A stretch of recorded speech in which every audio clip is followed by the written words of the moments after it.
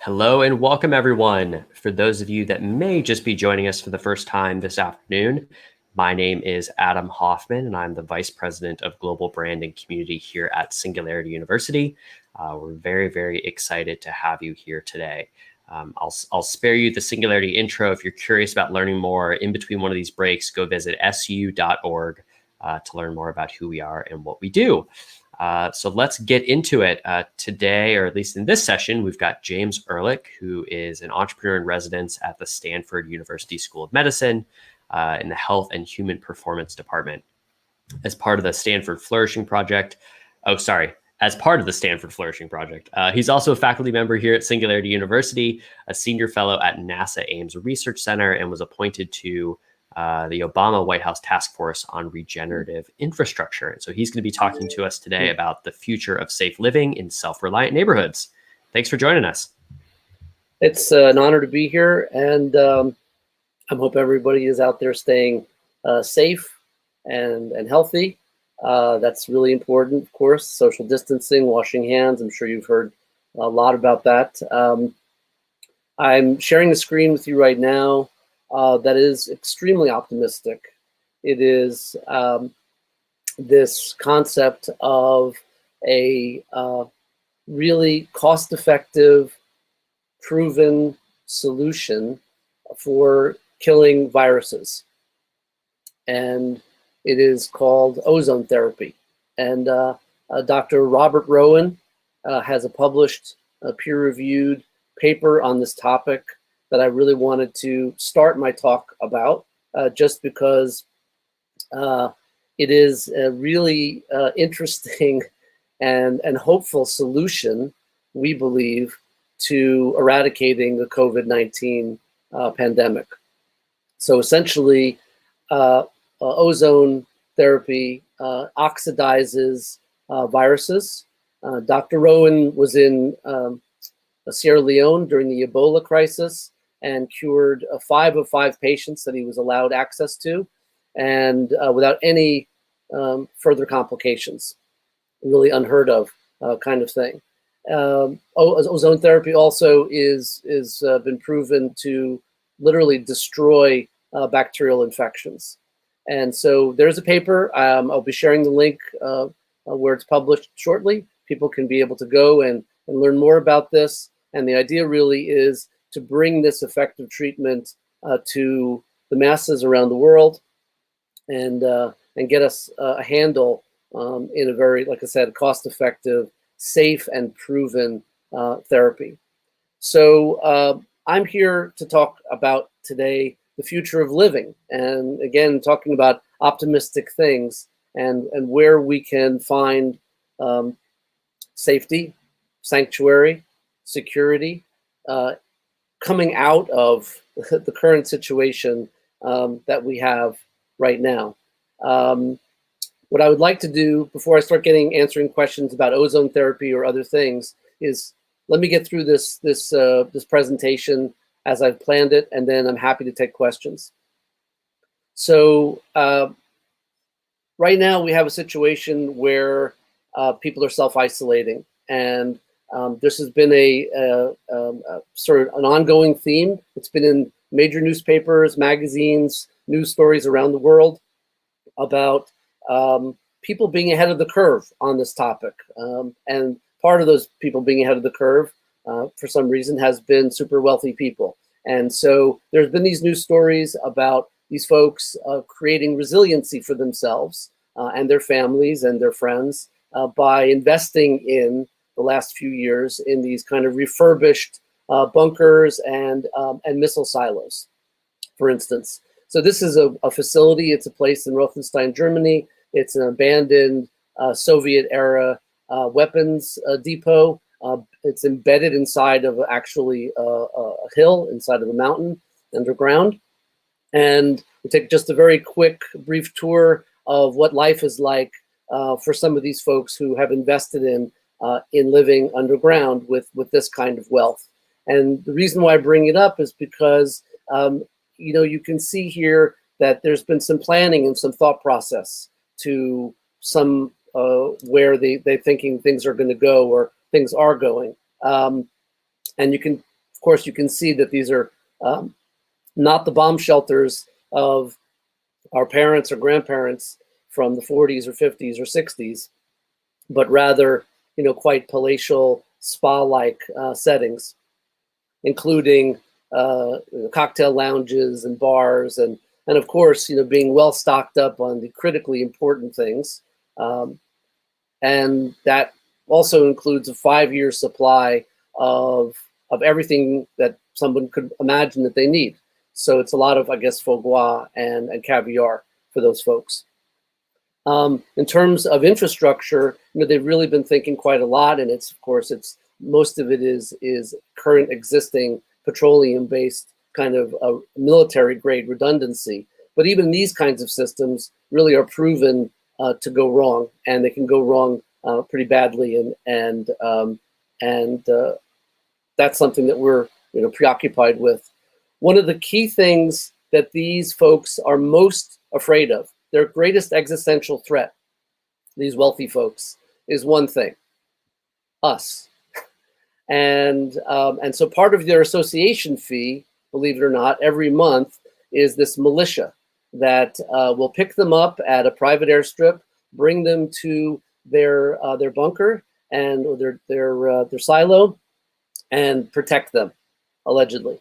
So I think that's a really interesting point about the rest of us and how we can help those billionaires live safely in those silos without fear of us, because the truth is, the real hedge for billionaires is how the rest of us can live in regenerative resiliency. And that's the basis of my research over 15 plus years, case study research of organic, biodynamic, family farming, intentional communities, eco-villages, collaboratives, and co-housing, etc.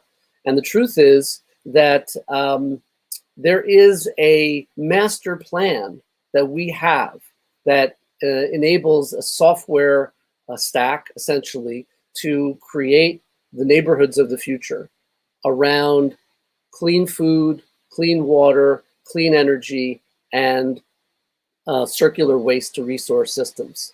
And that this kind of decentralized living is something that, as a species, we used to have. Pretty much living up to 1950, almost 3/4 of the world's population lived in self-sustaining small communities. And what does that mean? It means having agency and access to your own food supply that is grown at your doorstep. And we would argue that this kind of farming practices, non-till soil, bio-organic, regenerative farming, allows for greater bioavailability of nutrition. Not to mention nowadays absolute food security, because it's right there, as we mentioned, at your doorstep. Also, the idea of controlled environment farming, so effluent-based vertical farming, where we use fish, shrimp, crawfish. These are freshwater fish species. Their waste is ammonia. It gets converted to nitrates through a very light biological interaction. And then that water is pumped up with a very low energy water pump to the top of these lattices.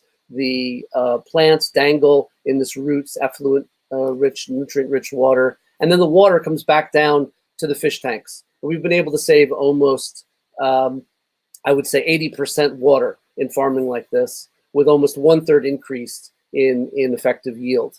So this is just a brief kind of virtual reality fly-through of one of the controlled vertical farm environments.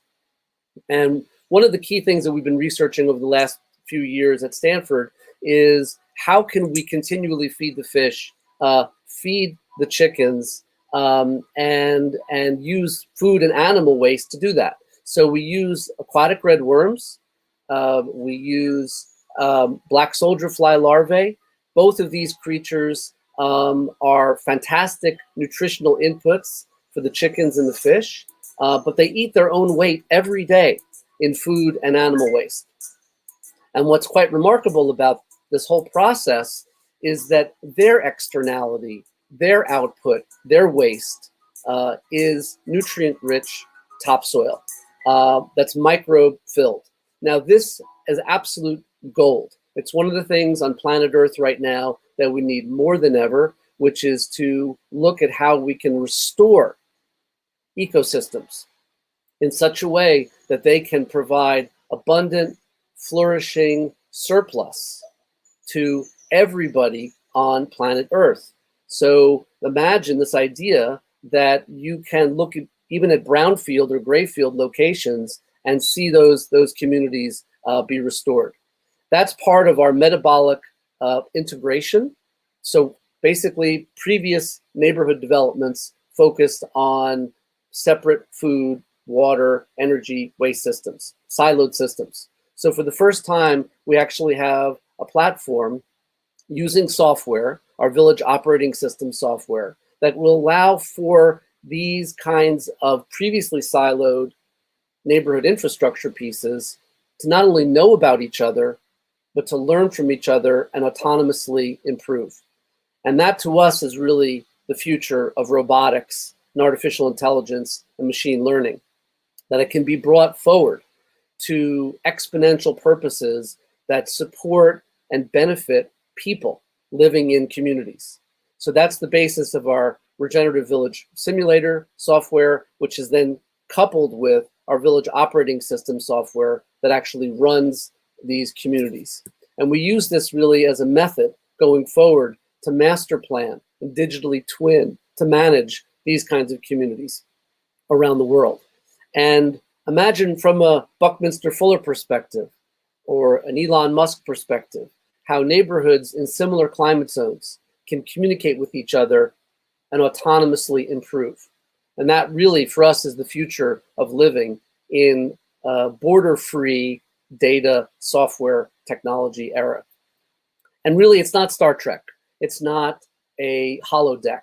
It's about logical infrastructure surrounding energy-positive home typologies, where the key is, and as we come through this virus especially, and we can get back to connectivity again and being close to each other again, that this is some of the greatest research in how people are living past 100, 110 years old, never seeing doctor, never taking pharmaceuticals. That's part of the Blue Zone research, which my research parallels almost 15 years worth.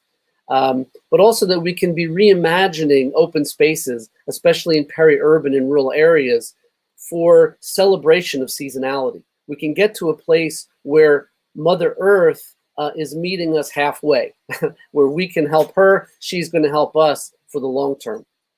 And that's really the basis of this idea of creating master plans around community developments, where especially when you start to spread people back out into the peri-urban and rural areas, you have stronger, healthier communities that can withstand and protect against other kinds of both climate change anomalies that are happening, and of course what we're experiencing right now with this pandemic. And the basis of this really is that 2/3 or more of the open space is productive for clean food, clean water, clean energy, and turning waste into asset class managed resources. So the idea of mobility also is changing. We see this rapidly all around us. Autonomous transit is coming, certainly within the next decade. And especially when you're looking at like Virgin Hyperloop and other kinds of things, the idea of living further and further away from cities is actually going to become desirable and high value. And part of that also for us is social affordable access, being able to have units where the least in our community are capable of not only living in a beautiful community like this, but also that over a period of 20 plus years of being involved in the community, they can get title or ownership in their flat or their tiny home. But also it's a great place for families and communities, for people, seniors and those with disabilities. And of course that they would have villas, but the villas are also in high demand from people interested in micro mortgages and sharing these kinds of spaces. So we've looked at and are really interested in examining ways to have mitigation zones. And really learning more and more now about what that actually means in construction and development of new build housing. And so, effective negative pressure in structures allows for the elimination of all kinds of pathogens and things that otherwise need to be, mitigated with cleaning supplies. You can do, with the right kind of HVAC systems. So the other part of what we're looking at is how can we prefab and create an industrialized approach to living in these safe, healthy future communities. And part of that is prefab modular construction. So it would be a combination of circular building materials like wood, pine, etc. That these also would include hempcrete, which is an antimicrobial building material. And the main idea here is that these communities are using circular building materials that are earthen, that are pest resistant, mildew resistant, that are healthy to live in, and really are about the future of how we live on this planet now. And that we can bring this to the global south, to rural India, to sub-Saharan Africa, to ASEAN, through 3D printing. Imagine extruding hempcrete in these kinds of robotic systems. That will allow for people to actually move into a house within a few days, costing less than 5,000 US dollars each, fully furnished and finished.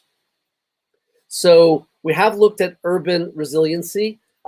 Just so you know, my thesis is really outside of cities because I grew up in Manhattan. I grew up in New York City. It's a fantastic place, but it's also extremely brittle.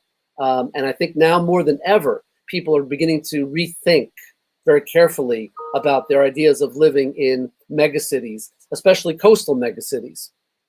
But we can look at near suburban, near urban area building structures for rooftop farming, and especially if there's some adjacent space, we can actually create resiliency. This is an amazing architect, Vincent Calbeau. This is a regenerative resilient tower in Taipei, in Taiwan, which is, by the way, one of the best governments right now in the world in terms of dealing with COVID. And this is an example of the kind of design thinking of a residential tower that considers its own water capture, its own energy generation, and some amount of leafy green food production. We can get some Bandaid resiliency, if you will, to the rooftops. So zero mass water, for instance, is this amazing technology. Just out of thin air, it's able to create 5 to 18 liters of water per day right to your kitchen sink. So it's a solid state rooftop kind of device. There's different kinds of wind turbines, balcony solar panels, different kinds of ways to make plant and food growth happen even on a small balcony. And really what I'm talking about here, because I'm based at Stanford University, I'm based in the Bay Area. Currently, we're on a lockdown. We are unable to leave our house, and campus is closed for the indefinite future. So what is it that we're really talking about here? That the future of living can and ought to be living in these very strong, very resilient peri-urban and rural areas where we're surrounded by and have agency and access to our natural resources, organic, biodynamic, permaculture, farm-to-table experiences. This is healthy, happy, optimistic way forward. Ladies and gentlemen, thank you so much for this opportunity to share more information. You can learn more at regenvillages.com. We are always happy to have the support of folks interested in participating with us. Thank you. Great. Thanks, James.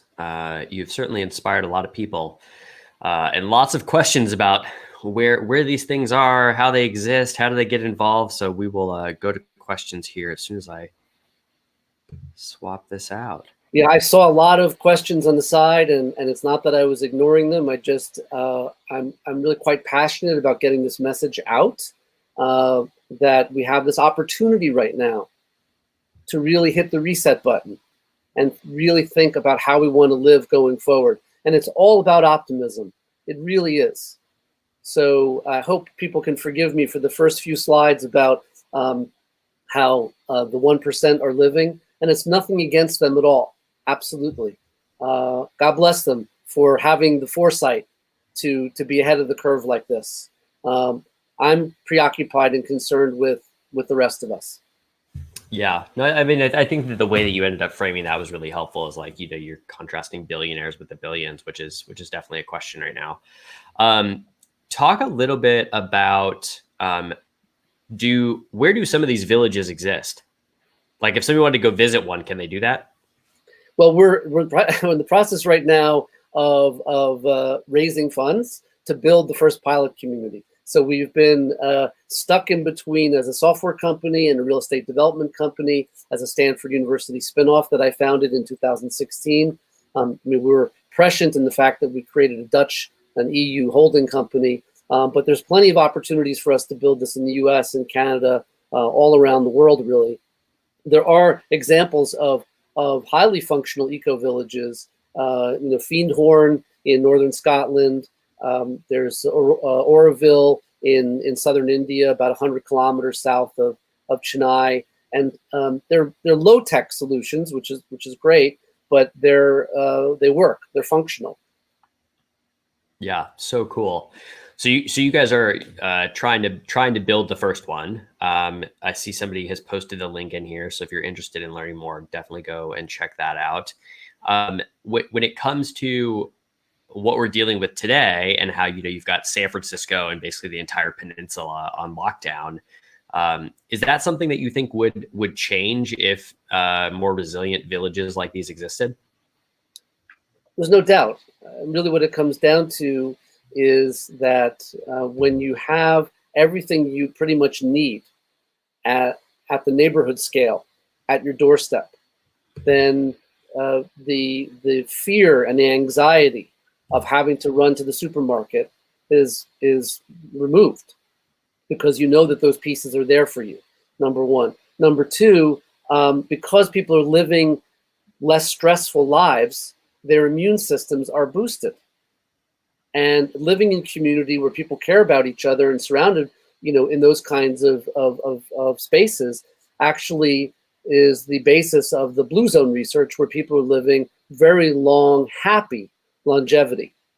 So all of those are markers, really, for what we're doing also at Stanford Flourishing Project, which is how we can really look at all of these sort of Venn overlays for what we need, really, to live strong, healthy, happy lives that are decentralized. And by decentralized, I don't mean libertarian politically. I mean decentralized in the sense that when district scale services go on the fritz, not if, but when they do, whether it's water pipelines, food matrices right now, other kinds of waste systems, whatever, that Regen Villages neighborhoods are humming along. Got it. Another good question that came in was around, do you think that these types of communities can emerge in existing populated areas, or do they need to kind of pop up from scratch somewhere new? Well, we can look at retrofits. I mean, most of our work has really been on new build, greenfield areas, especially outside of cities. If you look at most of the rural areas around the world, they're in deep decline because they've been sold a bill of goods that they ought to pack up and move to the city if they want to live the life.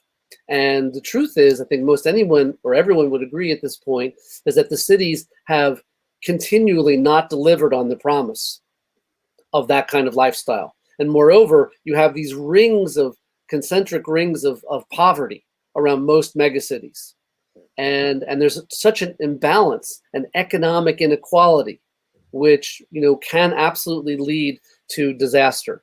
So what we're saying is, hey, we can build with an industrial kind of framework these kinds of communities at scale around the world. There's 12 trillion US dollars transiting from fossil fuel investments. There's 25 or so trillion US dollars parked offshore from wealthy companies and individuals. There's a way for us, in other words, to take a few billion here or there and be able to create actually many of these lily pads of smart, safe, resilient communities that are communicating with each other through the cloud, through data, to autonomously improve their functionality. It's a beautiful way to imagine living on this planet, as opposed to having to imagine going to Mars or somewhere else first. Totally. I mean, just looking at those photos, maybe you want to be living there right now. I'll tell you that much. All right.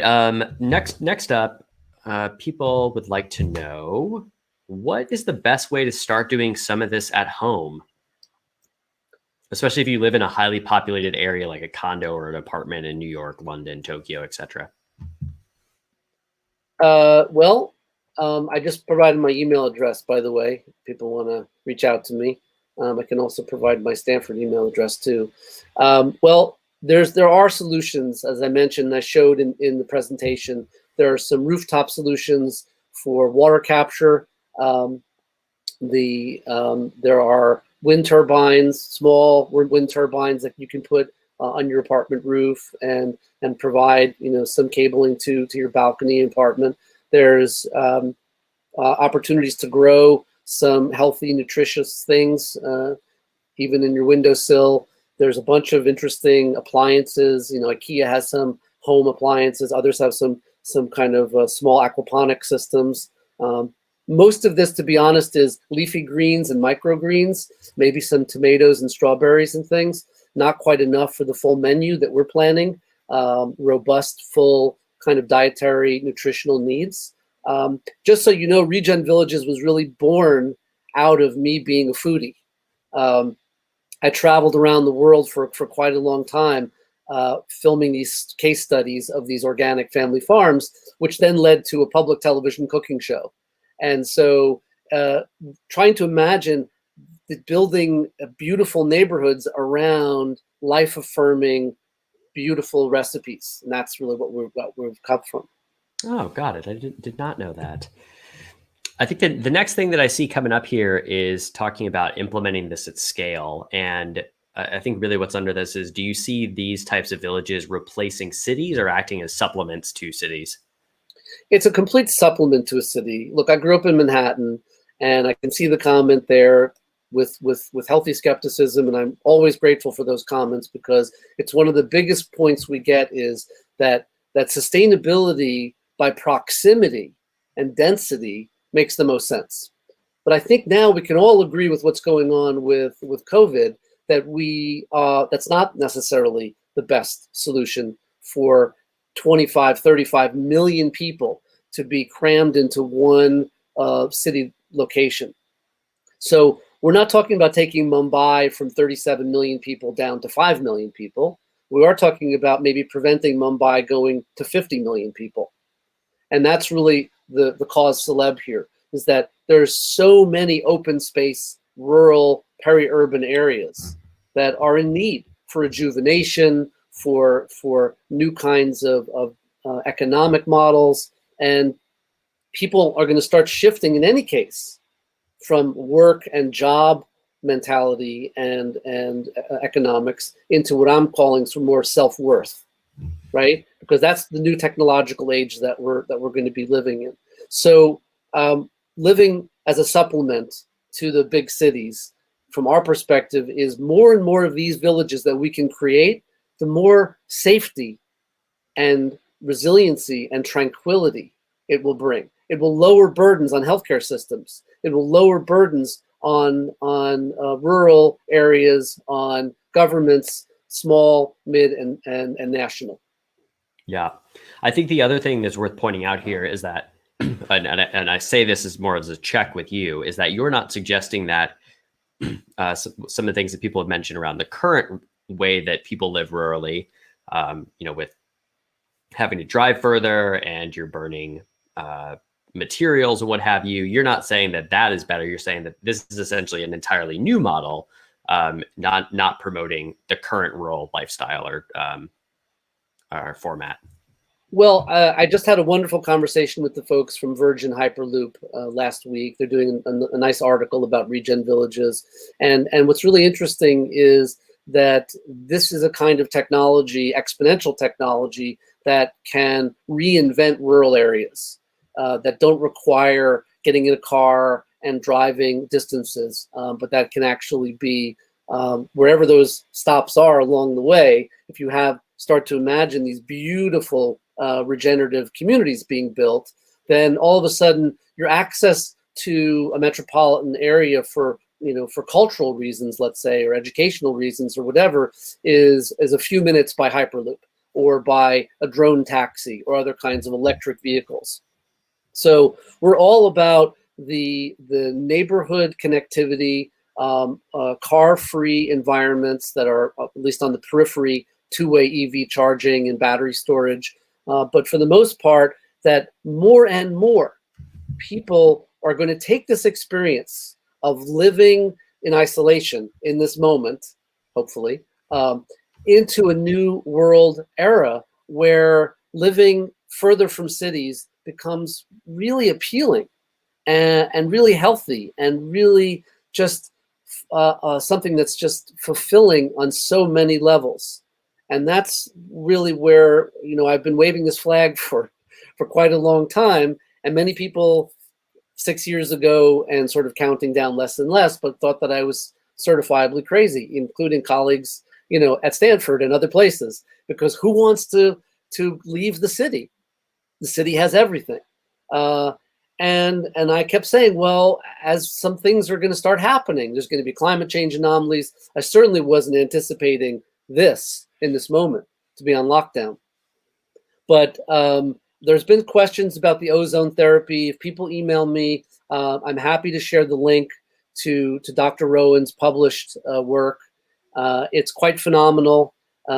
Just so you know, Elon Musk, Nikola Tesla, he invented an ozone machine, and it was a practical treatment for over 100 years. So it is proven and safe, and that's something I just wanted to let people know about. All right. Well, with that, let's wrap up. Any parting thoughts for the audience you'd like to share? Yeah, if you do happen to know some of these billionaires out there who we're trying to protect from the zombie apocalypse by building as many regen villages as possible, we would be really grateful because we are in a Series A round and we're looking to raise funds. And we're the Rolling Stones of eco-villages. 90 million web impressions, over 20,000 families have signed up, and we've got a great team of people. And I'm really honored and blessed to be able to be part of Singularity University and to be able to share this message with everybody. So thanks again. Wonderful. Thanks for being here, James. We appreciate it. Have a good one. Stay safe. Yeah, you too. Take care, everybody. All right. Well, I don't know about you, but I could definitely go for a space like that looks as green and pleasant as it does right now, with everything going on in the world. So, as with anything that we bring to you, we aim to bring a diverse perspective on what the future might look like, and help you think about it. So, definitely take some time to check out Regen Villages. I think what James is up to is super, super interesting. As it relates to the COVID stuff and treatments, like all the other stuff that we're sharing here, please go and do your research on it. Make sure to check it out as well. So thank you for being part of this session. We have, let me just do a quick count, 1, 2, 3 more sessions left. We're getting into genetics, then we're going to AI, then we're going to talk about a little bit of leadership, and then we're going to wrap it up. So if you've been here all day, thanks for staying here, being here. If you're just now joining us, excited for our last couple sessions of the day. And just so everybody knows, today's recordings are available as replays in Crowdcast. Yesterday's recordings are available on YouTube. The team will share a link if they haven't already in the chat. We are doing our best to go and get these slides from our presenters We're juggling a lot right now with our small team on the project, but we will do our best to make sure that you either get them now or you get them here in a couple days. But we promise we'll get you as many slide decks and follow on resources as humanly possible. So I'm going to go take a quick break, switch sessions, and I will see you all back here in about 5 minutes. Thanks.